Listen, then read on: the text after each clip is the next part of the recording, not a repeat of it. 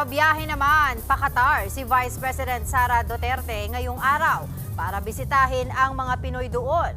Ayon sa Office of the Vice President, magkakaroon ng salo-salo ang Filipino community sa Doha kasama ang bise bukas. Pagkatapos nito, lilipad si VP Sara papuntang The Hague para naman bisitahin ang kanyang amang si dating Pangulong Rodrigo Duterte sa May 30. Balak din daw ni VP Sara bumisita sa Filipino communities sa The Netherlands habang nandoon siya. Sa June 4 pa, nakatakdang umuwi ang bise. Pero sa June 2, sisimulan na ng Senado ang pagbasa ng Articles of Impeachment laban kay VP Sara. Sa June 3 naman, nakatakdang mag-convene ang impeachment court. Mga kapatid, Chiki Roa Puno po. Simulan ang inyong araw na puno ng impormasyong kapaki-pakinabang. Sama na sa isang makabuluhang umaga. Tumutok at mag-subscribe sa social media pages ng News 5.